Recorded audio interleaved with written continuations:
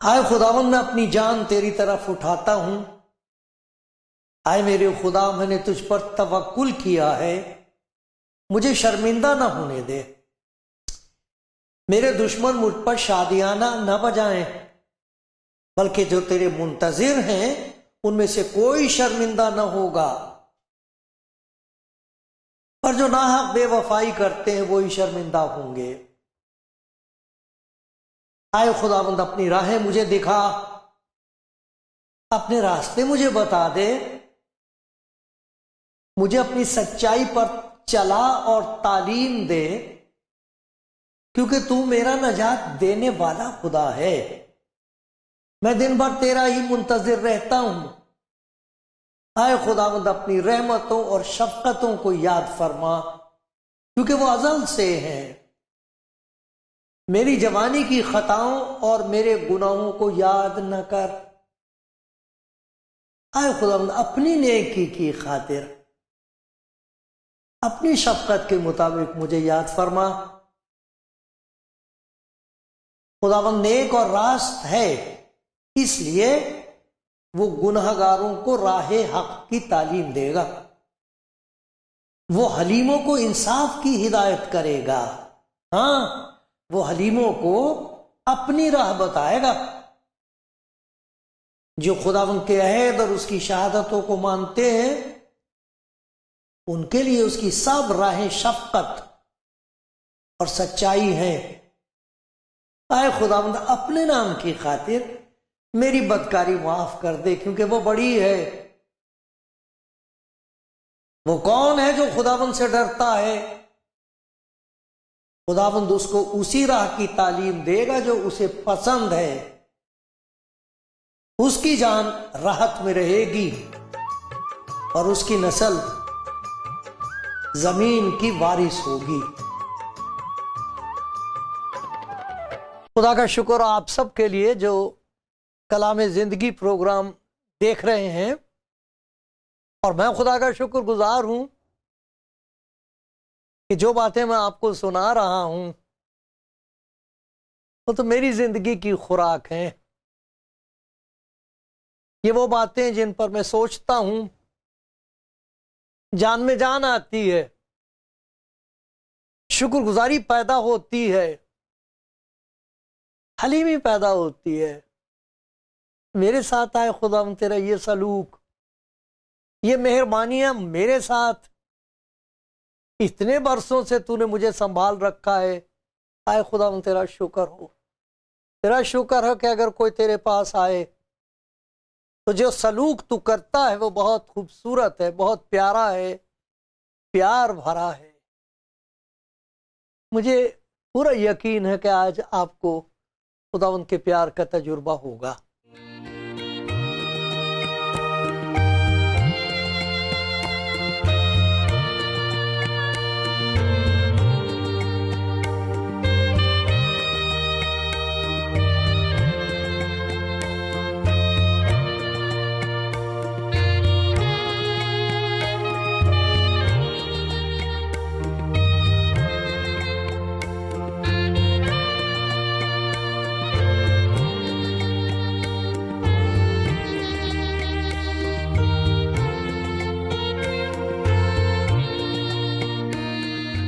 خدا ان کے پیارو، خدا ان کے بندو، اس کلام کو سننے والے بھائی بہنوں، خدا کے حضور مجھے یقین ہے اس بات کا کہ آج کوئی نہ کوئی کہیں نہ کہیں کسی جگہ سنے گا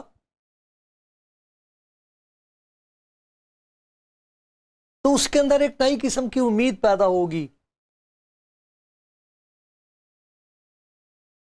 لوٹ آنے کی، خدا کے حضور واپس آ جانے کی ایک امید کچھ ہوگا اندر۔ اور وہ کہے گا میں اٹھ کر اپنے باپ کے پاس جاؤں گا، میں اٹھ کر اپنے باپ کے پاس جاؤں گی جو میری روح کا باپ ہے۔ بہت ساری گواہیاں سننے کا موقع ملتا ہے، زندگی میں بات کرنے کا موقع ملا ہے۔ خوبصورت جوان لڑکیاں، خوبصورت بوڑھی ہو گئیں کئی دفعہ، تو اب جوان کہاں تھیں، اب سڑکوں پر ہیں، بدن فروخت کرتی ہیں تاکہ نشہ پورا کر سکیں۔ ان کی کہانی سن کے پتہ لگتا بہت اچھے گھرانے سے ہیں وہ، لیکن واپس نہیں جا سکتی۔ جوان لڑکیاں واپس نہیں جا سکتی، لڑکے واپس نہیں جانا مانگتے، کہتے ہم نے اپنے خاندان کی عزت کو خاک میں ملا دیا ہے، اب ہمیں کوئی قبول نہیں کرے گا، کیا کریں گے جا کے، بس یہی ٹھیک ہے، وہ جو ہے سو ٹھیک ہے۔ زندگی ان کی سڑ رہی ہے اور ان کو معلوم نہیں کہ اب انت کیسے ہوگا، آخر کیسے ہوگا۔ یہ سچ بات ہے، جائیں تو پھر کس کے پاس جائیں؟ کیا ہمیں قبول کیا جائے گا؟ گھر والے شاید نہ کریں، اور کئی دفعہ ان کو معلوم نہیں ہوتا، وہ ان کو ڈھونڈ رہے ہیں، ڈھونڈتے پھر رہے بیچارہ باپ نے، ماں نے برا حل کر رکھا اپنا، ان کو معلوم نہیں ہوتا کہ ان کی انتظار ہو رہی ہے، لیکن کچھ ایسے ان کو معلوم ہے کہ گئے تو مار دیے جائیں گے، کوئی قبول نہیں کرے گا۔ آج آپ کے سامنے ایک سوال رکھتا ہوں، کہیں ایسا تو نہیں ہے آپ نے سوچا اپنی زندگی میں کہ اگر میں خدا یسوع مسیح کا کلام سنتا ہوں تو کیا خدا مجھے قبول کرے گا؟ بہت برس کی بات ہے، مجھے روز فون آتا تھا، رات کو 2 بجے 3 بجے 5 بجے تک بات چلتی تھی، اور وہ کوئی لیڈی تھی، وہ بات کرتی تھی، تو میں صرف سنتا تھا، کچھ بولتا نہیں تھا، میں جانتا نہیں تھا کون ہے کون نہیں ہے، معلوم نہیں میرا فون کیسے ملا۔ روز رات کو اور دوسرے تیسرے دن تو میں جاگتا تھا، جاگا رہتا تھا، پھر سنتا رہتا تھا۔ ایک دن مجھے کہنے لگے آپ بولتے کچھ نہیں ہیں، آپ اتنی دیر سے میں آپ سے بات کرتی ہوں، آپ بھی تو کچھ کہیے۔ میں نے کہا میرے کہنے سے آپ کا کچھ بھلا نہیں ہوگا، اگر آپ چاہیں تو میں آپ کو اس کی بات سنا دوں جس کی بات سے بات بن جائے گی۔ کہتی مجھے معلوم ہے صاحب، آپ جو مجھے بتائیں گے وہ تو مجھے معلوم ہے۔ میں نے کہا جس دن آپ کو معلوم ہو جائے گا اس دن آپ کی زندگی کی ایک نئی شروعات ہو جائے گی، سننا چاہیں گی؟ سننے کو تیار ہو گئی، پہلے دن سنا، کئی دن سنا۔ میں نے ان سے پوچھا آپ کے پاس بائبل ہے؟ کہتے ہیں ہاں ہے کہیں نہ کہیں۔ میں نے کہا لے آئیں۔ میں نے بائبل میں سے ان کو خدا یسوع مسیح کی ایک بات سنائی، اس میں یہ لکھا ہوا ہے کہ اگر کوئی میرے پاس آئے تو میں اسے ہرگز نکال نہ دوں گا۔ جو کچھ باپ مجھے دیتا ہے اسے میں قبول کرتا ہوں، وہ تو خدا کی طرف سے ایک انعام ہوتا ہے میرے لیے، کوئی بھی ہو۔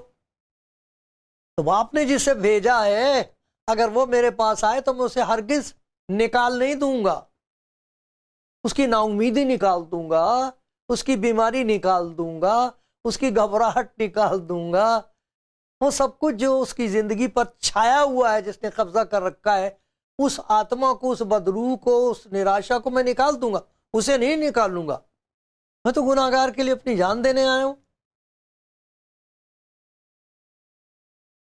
کہنے لگے آپ تو بتا رہے ہیں کہ خدا مجھے قبول کرے گا، لیکن چرچ مجھے نہیں قبول کرے گا،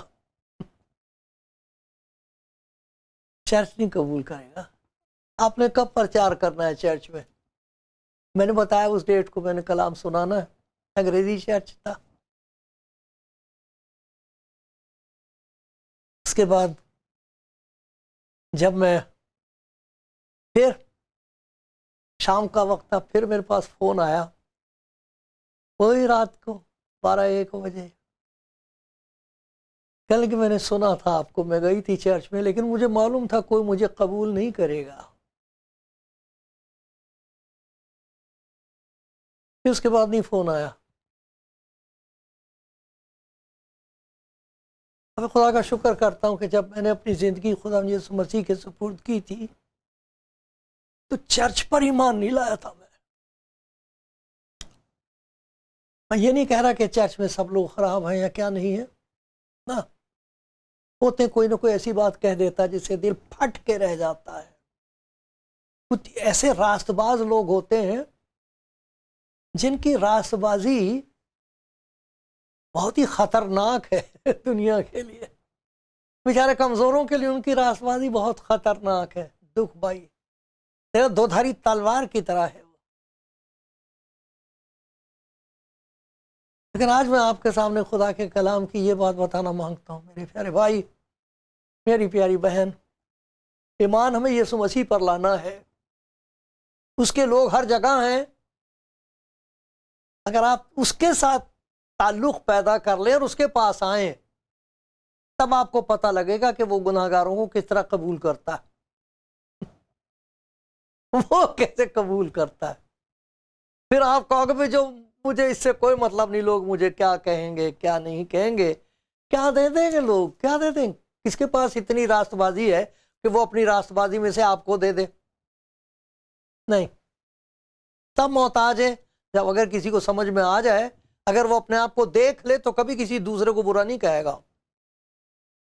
یہ انسان کا اندھا پن ہے، انسان کی آتما اندھی ہے، باطن اس کا سڑا ہوا، اسے دکھائی نہیں دیتا.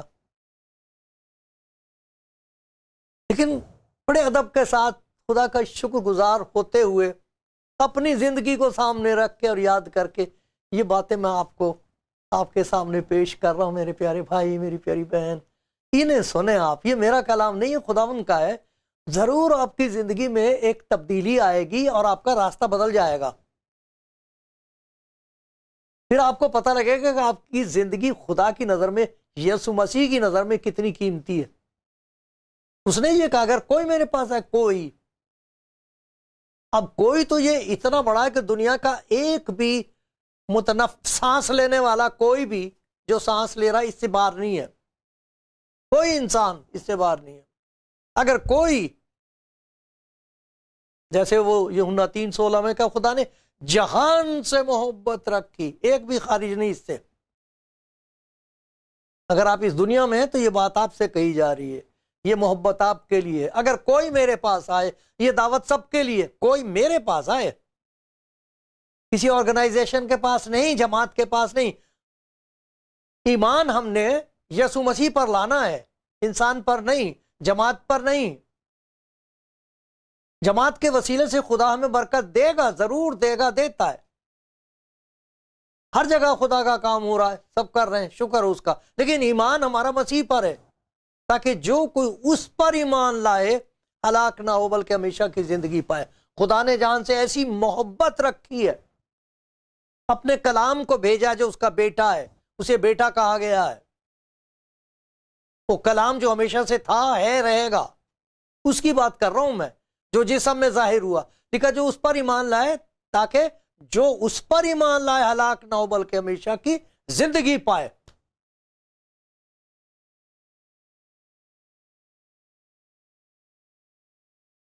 آپ آ سکتے ہیں اس کے پاس، اس پر ایمان لا کے دیکھو تو نتیجہ کیا ہوگا. سب سے پہلی بات یہ ہے کہ وہ ان کی تعظیم کرتا. تعظیم کہتے ہیں عزت کرنا. گناہ گار کی عزت بتاؤ، گناہ گار کو پوچھتا کون ہے؟ گناہ گار کے لیے تو ہر جگہ تباہی ہے. مار دو اس کو، ہم نے اس کو پکڑ لیا ہے، اس کو پتھراؤ کرو، زمین میں آدھا گاڑ دو، اسے کتے چھوڑ دو اس پر. یہ تو انسان کا سلوک ہے، گناہ راست بازوں کا سلوک ہے گناہ گار کے ساتھ. خدا بچائے اس دنیا کو ایسی راست بازی سے اور ایسے راست بازوں سے. لیکن وہ تعظیم کرتا، عزت کرتا ہے، سواگت کرتا ہے. سواگتم، آجا میرے بیٹے، آجا میری بیٹی، میں تیری عزت کرتا ہوں، آجا. لوکا کی انجیل میں اتنا پیارا بیان ہے کہ جب وہ لڑکا جو گھر چھوڑ کے چلا گیا، اپنا حصہ لے کے چلا گیا، باپ کو چھوڑ کے چلا گیا. اس کے بعد جب وہ دھکے کھا رہا تھا اور کچھ نہیں تھا اس کے پاس، کپڑے بھی سڑ گئے، جوتی بھی پھٹی ہوئی ہے، کچھ نہیں رہا، اتنے دولت مند کا لڑکا چلا آ رہا وہاں سے فقیر کی طرح. آپ نے دیکھا لوکا کی انجیل کا 15واں باب پڑھنا، دیکھنا کہ باپ کے پاس جب آیا ہے تو قبول کیسے کیا گیا، اس کی عزت کیا ہوئی ہے. میں سناتا ہوں آپ کو. لکھا ہے اچھے سے اچھا، جب باپ نے اس کو دیکھا تو گلے سے لگا لیا ہے. تو اس نے ہوش میں آ کر کہا میں اپنے باپ کے پاس جا کر اس سے کہوں گا اے باپ مجھے مزدوروں جیسا کر لے. باپ کہہ رہا تھا مزدوروں جیسا. لکھا اس نے ترس آیا، دوڑ کر اس کو گلے لگا لیا، چوما، پیار کیا. بیٹے نے اس سے کہا میں آسمان کا تیری نظر میں گناہ گار ہوا، اب اس لائق نہیں رہا کہ پھر تیرا بیٹا کہلاؤں. وہ کہہ رہا میں اس لائق نہیں رہا. اب باپ سے پوچھو. باپ نے اپنے نوکروں سے کہا اچھے سے اچھا لباس جلد لے کے آؤ، اس کو پہناؤ، اس کے ہاتھ میں انگوٹھی اور پاؤں میں جوتی پہناؤ. ارے یہ میرا بیٹا ہے، آ گیا. نہیں تو ایسا جیسے مر گیا تھا تو پھر زندہ ہوا. یہ خدا کا سلوک گناہ گار کے ساتھ. دیکھو اس کی تعظیم دیکھی آپ نے، اس کا ستکار. گناہ گار کی یہ عزت اور کہیں نہیں ہے سوائے خدا یسوع مسیح کے. کوئی نہیں گناہ گار کو قبول کرتا.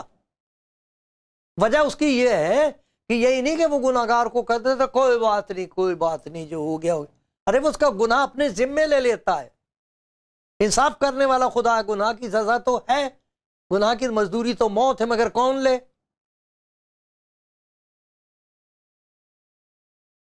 وہ بیچاری بیوہ تھی، رو رہی تھی، اس کا آدمی مر گیا جوان.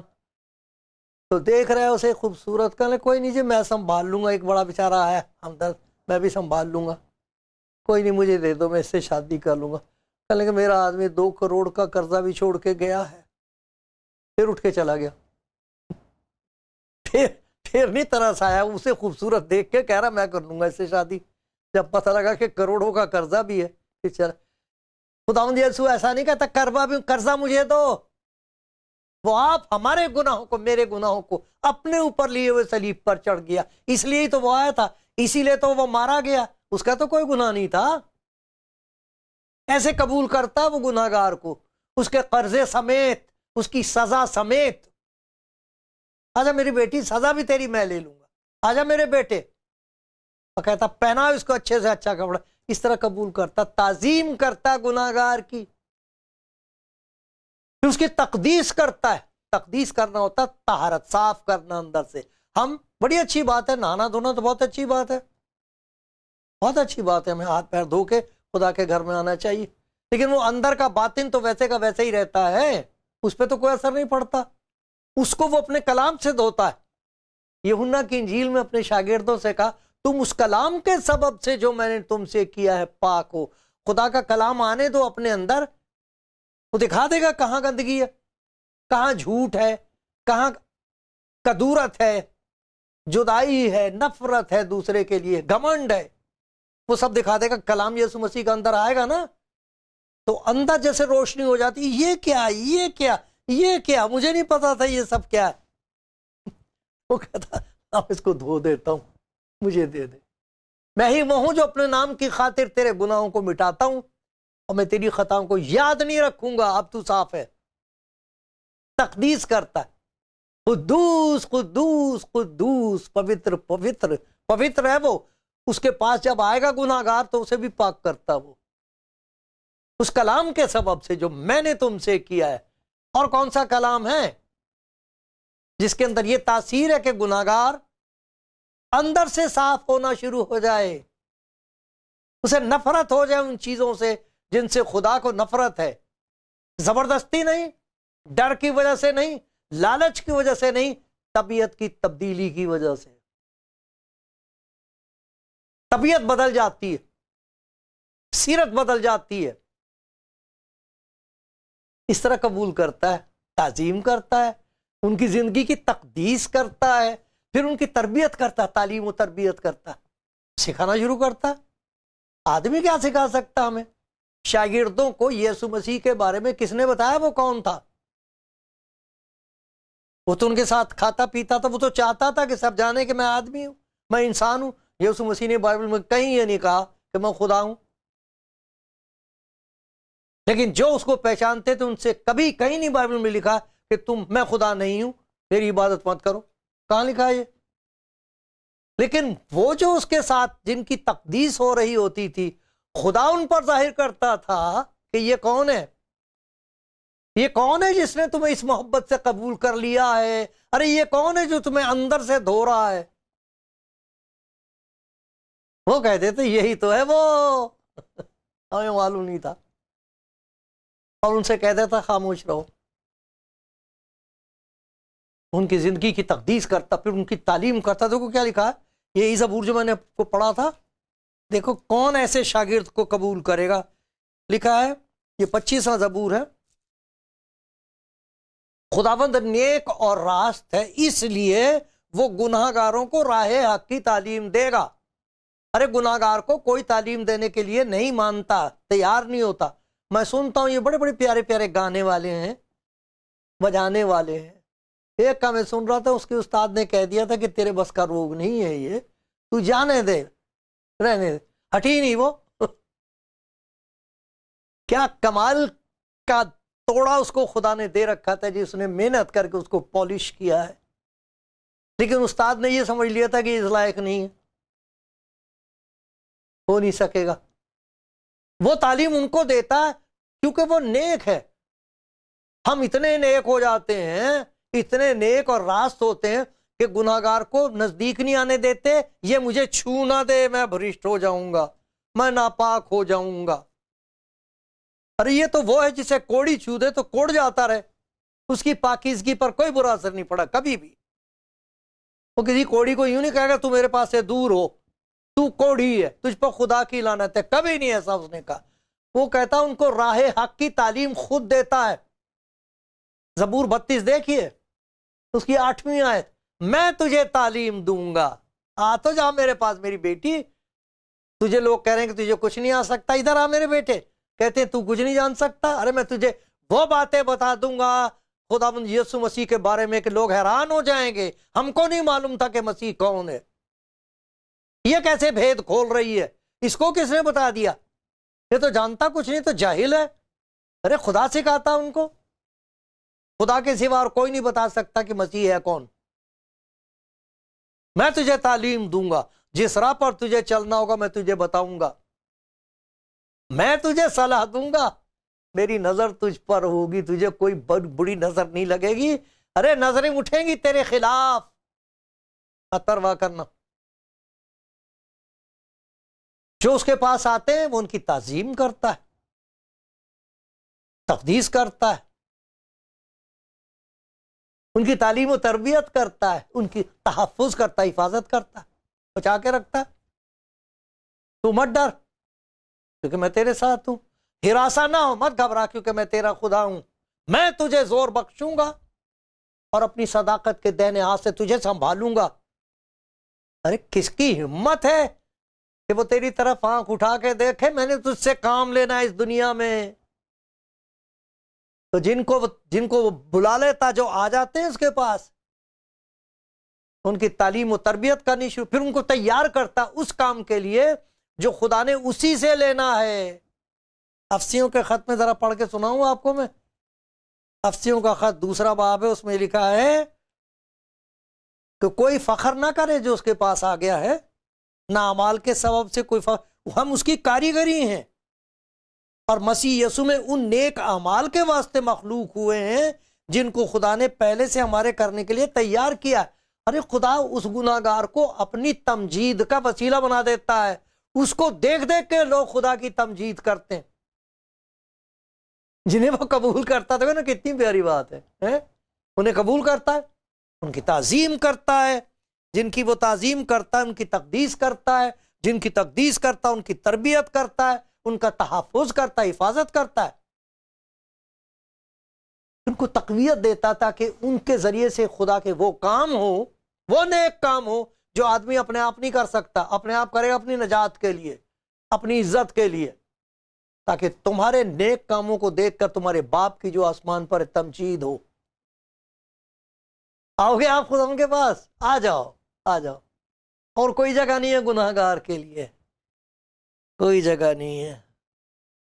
آخر تو دیکھو وہ آپ کو کتنے پیار سے قبول کرے گا، وہ کبھی کسی کی حقارت نہیں کرتا۔ کوئی ایسا شخص ہے نہیں جس کے لیے وہ کہہ دے کہ تو لا علاج ہے، تیرا کچھ نہیں ہو سکتا، ایسا کبھی ہوا ہی نہیں ہے کہ تو گناہ گار ہے۔ لیکن وہ نیک اور راست ہے، اس لیے وہ پاک ہے، اس لیے گناہ گار کو آواز دے کے کہتا ہے میرے پاس آؤ، میں تمہیں آرام دوں گا، آ جاؤ، آ جاؤ اس کے پاس۔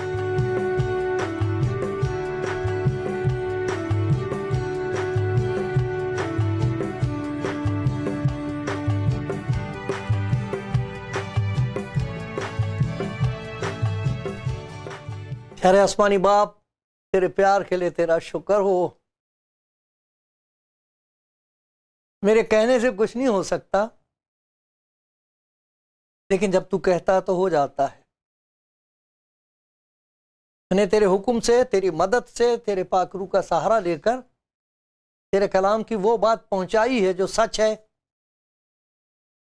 جس کی ہر گناہ گار کو، انسان کو ضرورت ہے۔